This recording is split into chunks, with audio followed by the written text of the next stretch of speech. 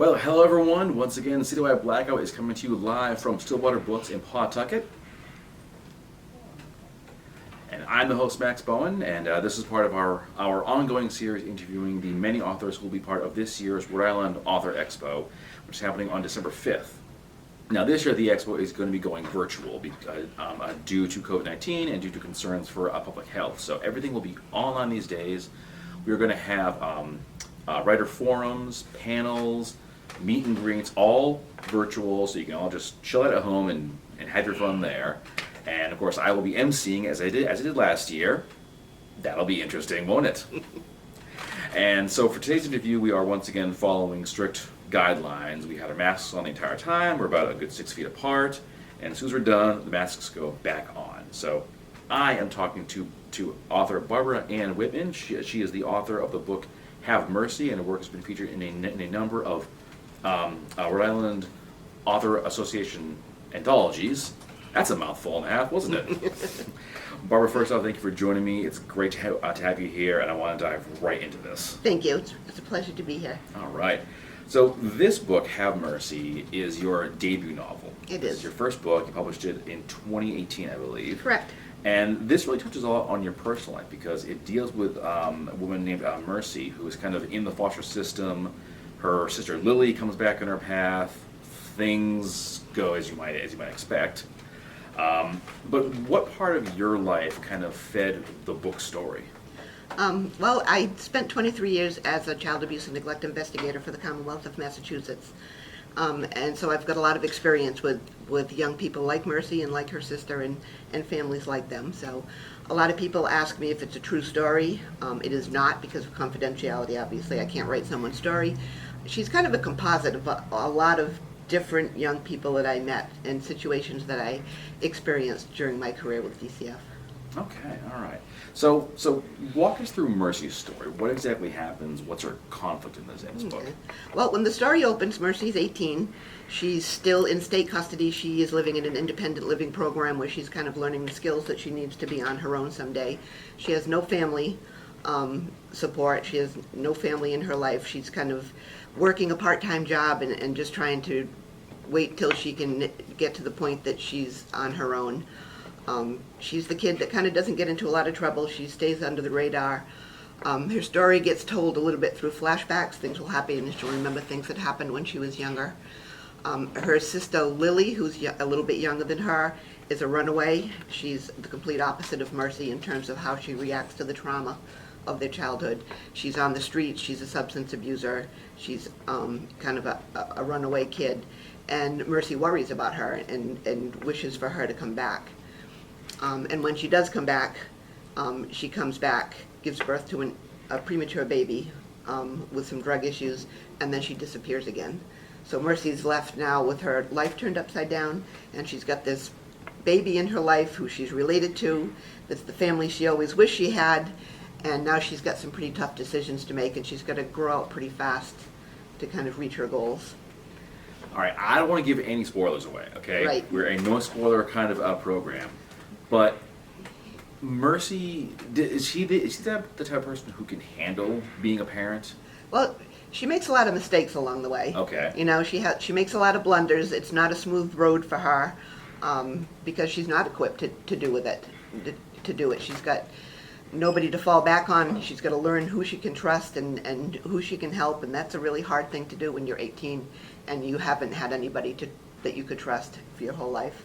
So she makes a lot of mistakes, she screws up, and she takes a lot of steps backwards. And she learns that there are people you can trust where she didn't expect them to be. And she does a lot of maturing during that process. Okay. You mentioned that this is sort of a composite of some of your casework as a social worker. Mm-hmm. Did you know kids like Mercy and Lily? Oh, many of them. Oh, geez. Yeah, Really? many. Yeah, I've got so much experience with families like them. The job that I had more recently was with a little nonprofit here in Rhode Island called Foster Forward, and that role I worked with older kids in foster care who were about to age out, who did not have family support, as well as young people who have just aged out of foster care that have nowhere to go.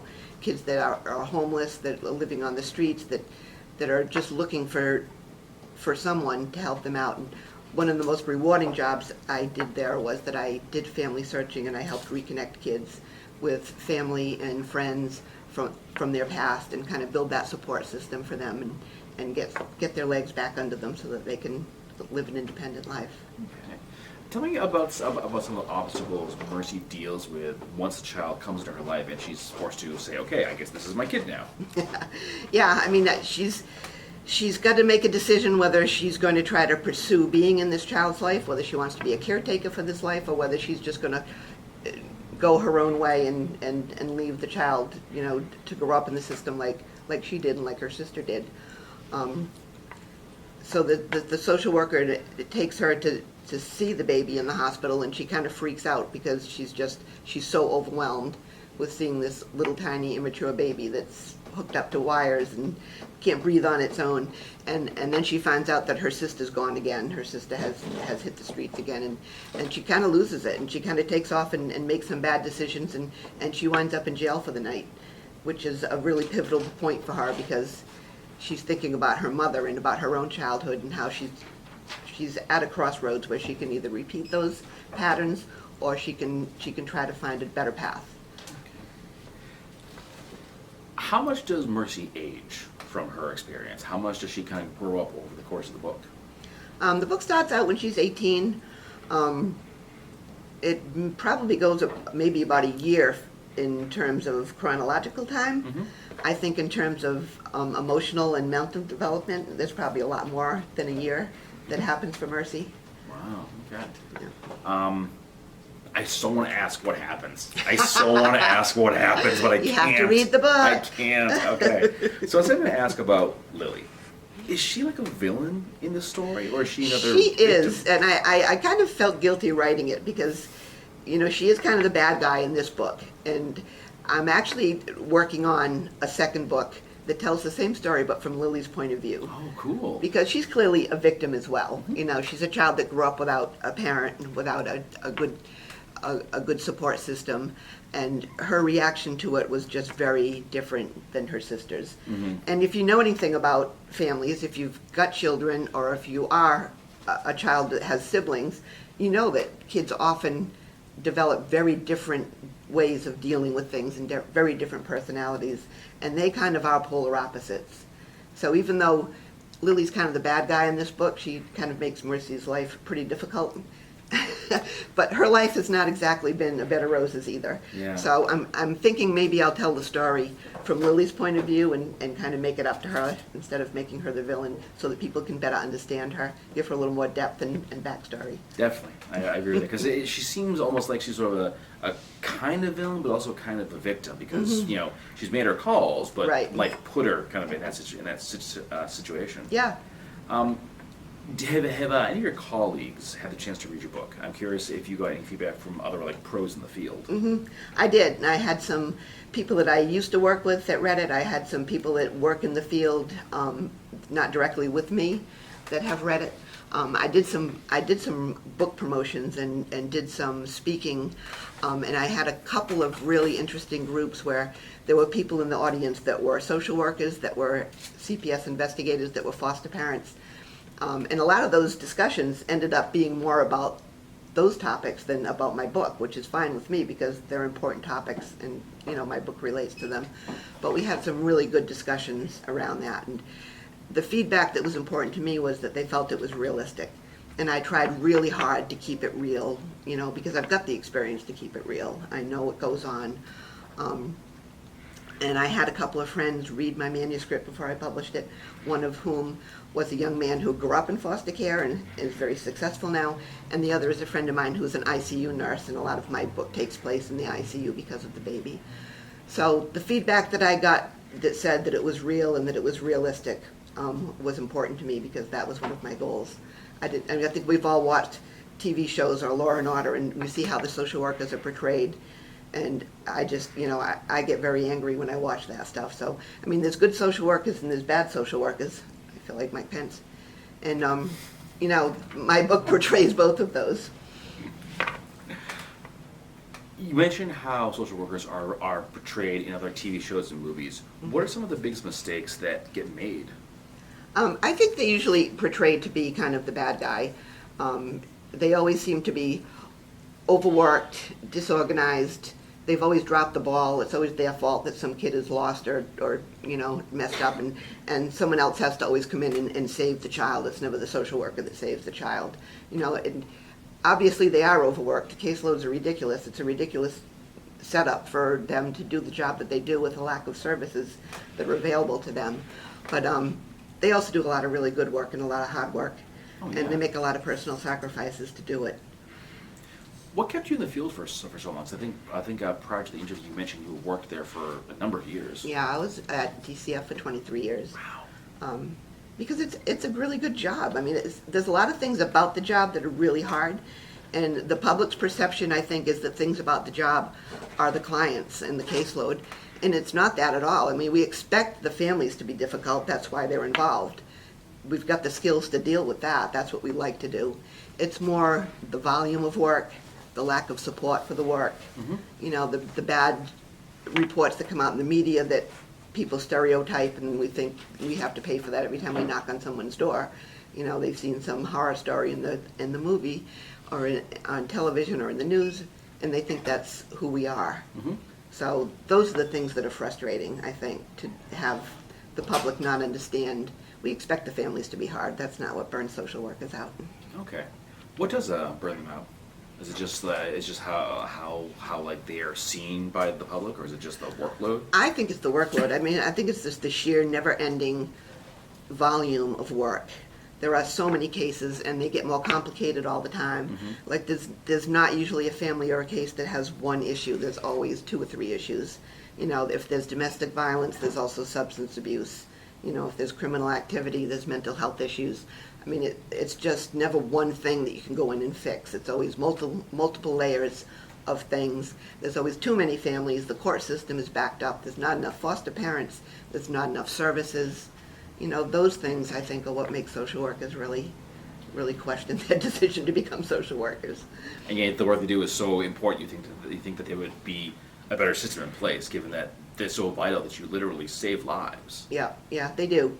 And I think most of them do it because of the personal satisfaction and because they realize that it's an important job. I mean, some people are happy making widgets and some people are not. And I think most people that last at social work are people that want to do a job that matters, that makes a difference. Mm-hmm.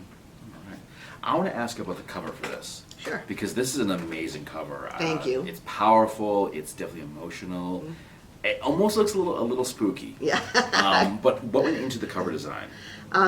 Well, my first thought on the cover is either to have something that kind of depicted the whole story or to have something that depicted a pivotal scene in the story. So this particular is a pivotal scene. It's actually the one I mentioned earlier where she runs out of the hospital and she makes some bad decisions, but she winds up in a playground at night, on the swings.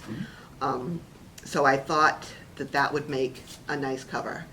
And, luckily, the publishers here at Stillwater hooked me up to a great cover artist. I spent a lot of time online looking at covers I liked and what I didn't like, and I kind of described what I wanted, and the artist sent me 2 or 3, and they were all great, and this is the one I chose. Yeah. I mean, just the cover alone makes you want to read the book, and I think that's usually the case with me. Like a cover will either make me want to pick it up and read it, or I'll say, not pass, move along. Right, and a lot of people think, you can't judge a book by a cover, and they think the cover's not important. But I think it is, because if I go to the library or a bookstore and I'm looking for a book to read, the cover is what's going to get my attention. I think it's vital. It definitely is. And I've had other people who be very insightful, like interpret my cover and say, well, it represents innocence, and they've seen a deeper meaning in it. And I was just picking a pivotal scene from the book.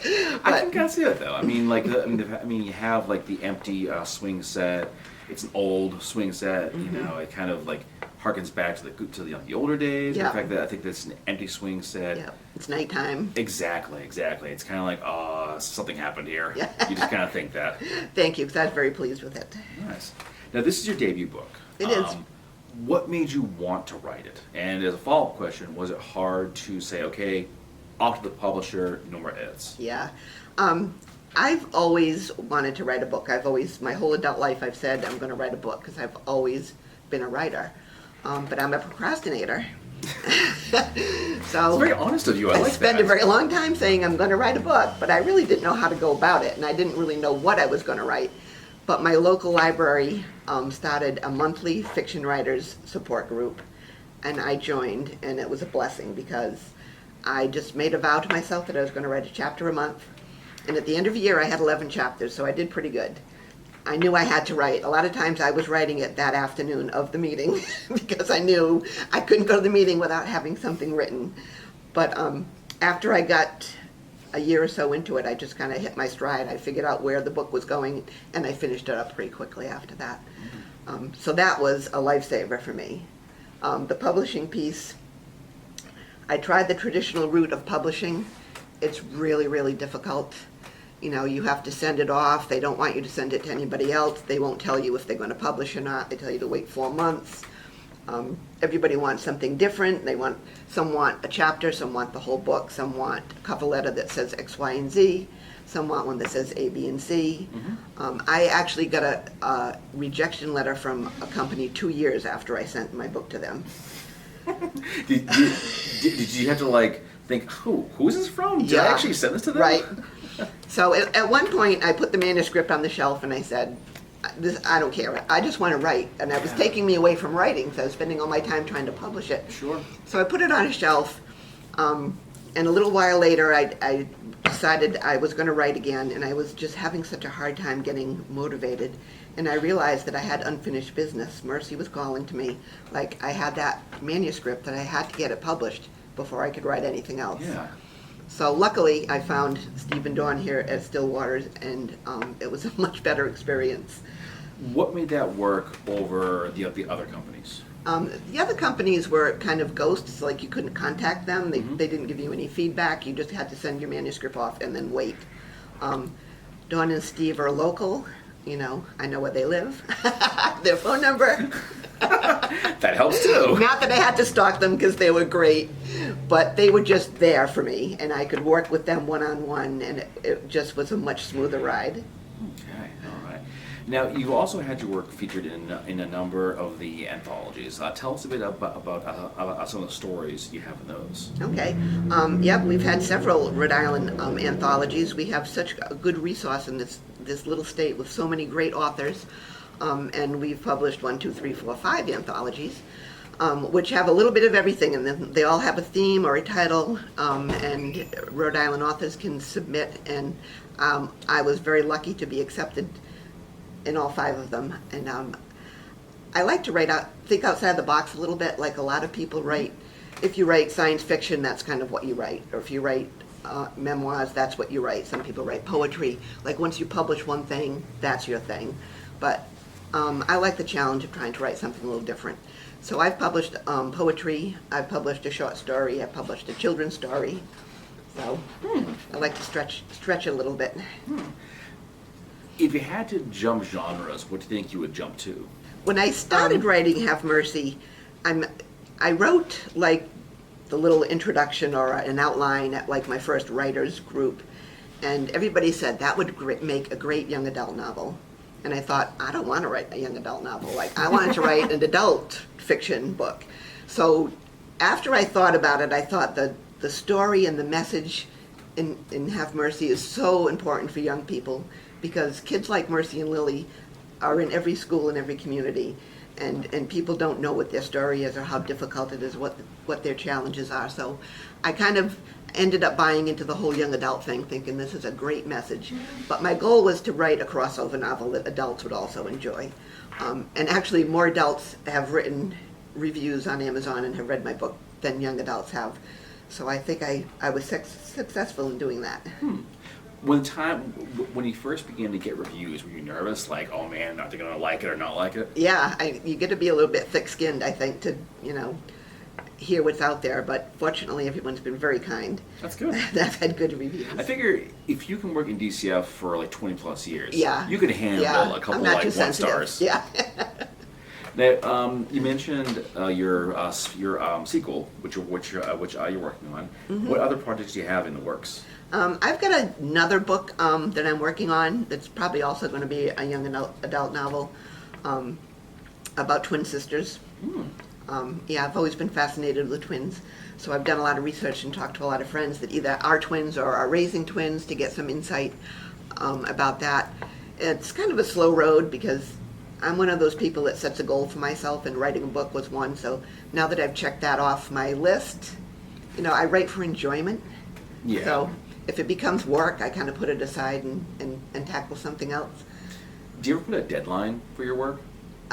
I have to have a deadline, otherwise I never get anything done. And that's why this got Honest. written, because I had the monthly writers group that I had to have something written to go. So, but I write for pleasure, and I've always promised myself if it becomes work, I'm not going to do it, because I do it because I like it. Exactly. It's my escape, it's my therapy, it's what I do to express myself and my creativity. So. Nice. Barbara, thank you so much for joining me. I really do appreciate this. For the folks Thank at home, if you want to learn more about this wonderful writer, and you probably do, you can go to Facebook and look Barbara Ann with no E, Whitman author. That's her Facebook page. You can also go to Rhodie Bean, that's RHODIE Bean.com. More info there. And definitely check out RIAuthorExpo.com for more information on this year's virtual Rhode Island Author Expo. See you next week.